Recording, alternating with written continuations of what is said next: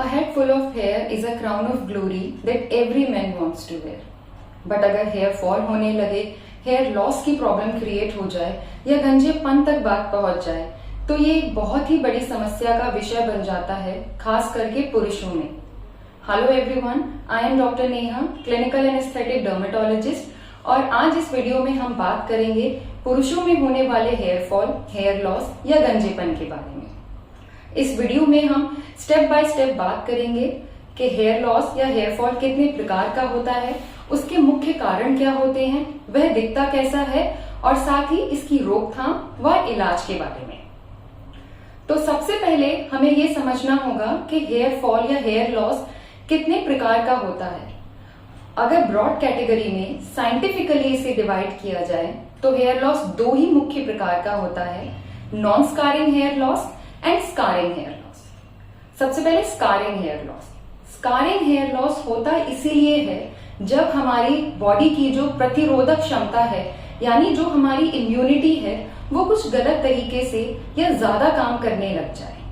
इसके अलावा इसके होने का एक और कारण होता है, अगर कोई भी बैक्टीरियल या फंगल इन्फेक्शन गंभीर रूप में हमारे सर पर बार बार होता है तो वो भी हमारी हेयर रूट्स को डैमेज या डिस्ट्रॉय कर सकता है।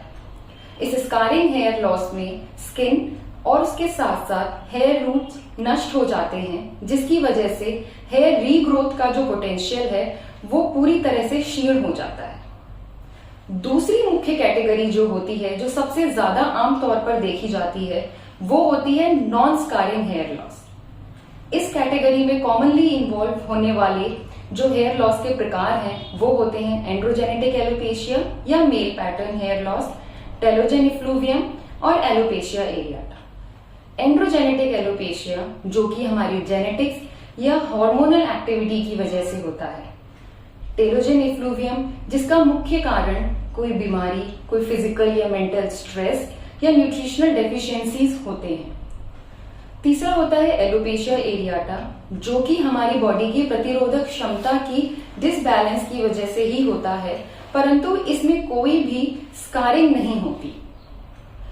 अब हम इस वीडियो में बात करेंगे पुरुषों में सबसे ज्यादा कॉमन तौर पे देखे जाने वाले हेयर लॉस के बारे में, जिसे कि एंड्रोजेनेटिक एलोपेशिया या मेल पैटर्न हेयर लॉस कहते हैं। तो जो मेल पैटर्न हेयर लॉस होता है, इसके मुख्य कारण क्या होते हैं? जो मुख्य कारण है उनमें से सबसे ऊपर आता है जेनेटिक्स, यानी कि हमारा जो हेयर लॉस का जीन है वो एक्टिव है। जो मेल पैटर्न हेयर लॉस वाला जीन है वो एक्टिव है और वो हमें गंजेपन तक ले जाता है। दूसरा जो होता है वो है फैमिली हिस्ट्री।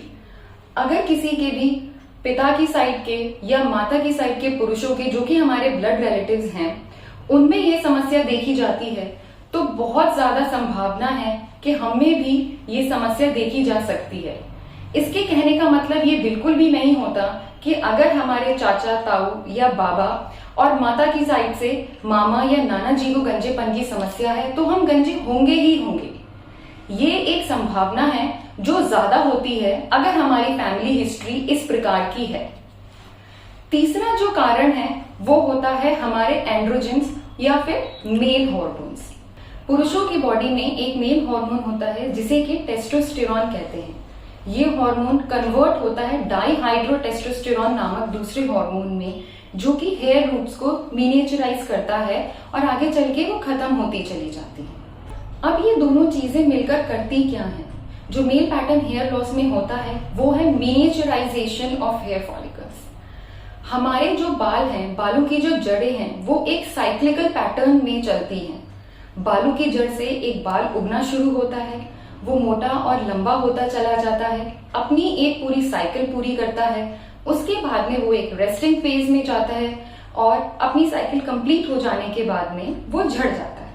उसके झड़ने के बाद रूट में से एक नया हेल्दी बाल ग्रो करता है और ऐसी साइकिल्स, हेयर साइकिल्स हमारे पूरे जीवन काल में चलती ही चली जाती हैं। अब एंड्रोजेनेटिक एलोपेशिया या मेल पैटर्न हेयर लॉस में होता क्या है कि ये जो प्रोसेस है ये मिनिएचराइज्ड होता जाता है।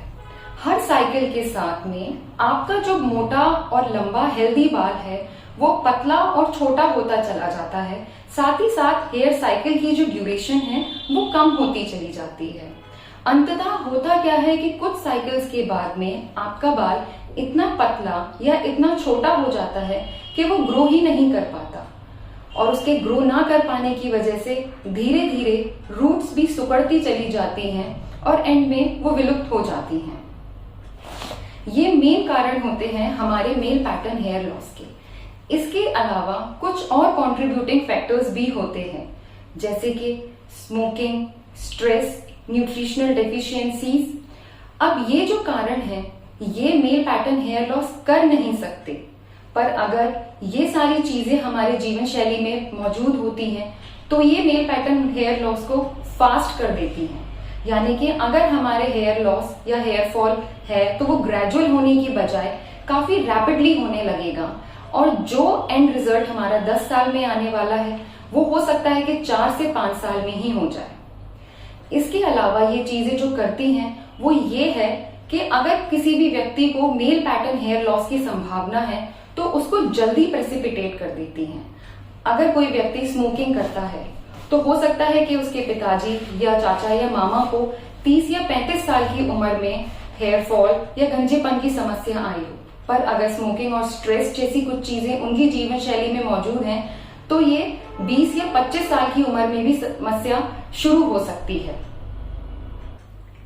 Male pattern hair loss clinically दिखता कैसे है या शुरू कैसे होता है? जो इसके शुरुआती लक्षण होते हैं वो अक्सर यही होते हैं: बहुत तेजी से बालों का झड़ना, बालों का पतले होते जाना, सर के बालों के बीच से सर का दिखते जाना, माथा चौड़ा होना या हेयर लाइन पीछे होते चले जाना, या फिर क्राउन एरिया में से डेंसिटी कम होना या उसका खाली होते चले जाना। अगर शुरुआती दौर में ही इन समस्याओं पर कुछ एक्शन ना लिया जाए या ट्रीटमेंट ना किया जाए तो आगे चलकर ये समस्या गंजेपन में भी एंड हो सकती है। अब हम बात करेंगे मेल पैटर्न हेयर लॉस की रोकथाम या इसके ट्रीटमेंट के बारे में। जैसा कि हमेशा कहा जाता है, prevention is always better than cure.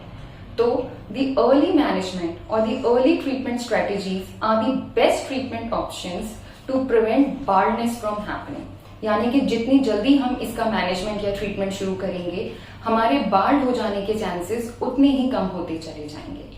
जब भी आप अपने डर्मेटोलॉजिस्ट या डॉक्टर के पास में जाते हैं, वो आपको कुछ ट्रीटमेंट ऑप्शंस बताते हैं according to the grade of hair loss और हेयर थिनिंग। जो ट्रीटमेंट ऑप्शंस हैं उनमें से जो फर्स्ट ऑप्शन आपके डॉक्टर आपको बताते हैं वो होता है मेडिकल मैनेजमेंट। मेडिकल मैनेजमेंट में होती हैं कुछ दवाइयाँ, लोशंस जो लगाने के लिए होते हैं, और ओरल दवाइयाँ जो कि खाने के लिए होती हैं। लगाने वाले लोशंस में जो कॉमनली अप्लाइड लोशंस हैं वो होते हैं मिनॉक्सिडिल, एमिनेक्सिल, रिडेंसिल, प्रोकैपिल। इन लोशंस की एप्लीकेशन से हम आपकी मिनिएचराइजेशन प्रोसेस को स्लो कर सकते हैं या हॉल्ट कर सकते हैं। जो ओरल मेडिकेशन दवाइयाँ होती हैं वो होते हैं मल्टीविटामिन्स, जो कि आपके बालों को एक न्यूट्रिशनल एनवायरनमेंट देते हैं उनकी ग्रोथ को बूस्ट करने के लिए। उसके अलावा जो दवाइयाँ होती हैं वो होती हैं फिनास्टेराइड या ड्यूटेस्टेराइड। ये डाइहाइड्रोटेस्टोस्टेरोन लेवल वाले हार्मोन्स को कम करती हैं या ब्लॉक करती हैं। सेकेंड ट्रीटमेंट ऑप्शन जो होता है वो है प्लेटलेट रिच प्लाज्मा थेरेपी। इस थेरेपी में आपके थोड़ा सा ब्लड लिया जाता है और उसमें से प्लेटलेट रिच फ्रैक्शन को सेपरेट करके या अलग करके उसको एक्टिवेट किया जाता है और आपकी बालों की जड़ों में डायरेक्टली इंजेक्ट किया जाता है। इससे आपके बालों की जड़ों को स्ट्रेंथ मिलती है और वो ग्रो करने का पोटेंशियल वापस से प्राप्त कर सकती हैं। तीसरा ऑप्शन जो होता है वो है लेजर लाइट थेरेपी। ये एक प्रकार की लेजर लाइट होती है जिसे कि हेलमेट की तरह से आपके सर के पास में अटैच किया जाता है, और ये किरणें जब आपकी हेयर रूट्स पे जाकर लगती हैं तो वहां पर एक्टिविटी स्टिमुलेट होती है और ग्रोथ पोटेंशियल बढ़ता चला जाता है। इसके अलावा जो थेरेपी मौजूद है वो है मीजोथेरेपी। मीजोथेरेपीज एक कॉन्कॉक्शन होती है बहुत तरीके के केमिकल्स का, जो कि आपके बालों की जड़ों में जब इंजेक्ट किया जाता है तो वो ग्रोथ को बूस्ट करने का काम करती हैं। पर अगर आप इन सभी ऑप्शंस के साथ में नहीं जा पा रहे हैं या आपकी समस्या गंजेपन तक पहुंच गई है तो आपको हेयर ट्रांसप्लांट की जरूरत भी पड़ सकती है। हेयर ट्रांसप्लांट के लिए कैंडिडेट्स वही होते हैं जिनको प्रॉपर बाल पैचेस आ चुके हैं, और इस सर्जिकल प्रक्रिया में आपके हेयर रिच एरिया से, जो कि आपका स्कैल्प या बियर्ड हो सकते हैं, वहां से परमानेंट बालों को, जो कि टेस्टोस्टेरोन हार्मोन रेजिस्टेंट हैं, उन बालों को वहां से लेकर आपके बाल्ड एरिया में सर्जिकली इम्प्लांट किया जाता है, so as to increase the density of your hair. I hope मैं आपके मेल पैटर्न हेयर लॉस के बारे में कुछ सवालों का या कुछ डाउट्स को क्लियर कर पाई होंगी। अगर आपको और भी कोई जानकारी चाहिए तो आप हमें हमारे फेसबुक, इंस्टाग्राम या यूट्यूब पे फॉलो कर सकते हैं।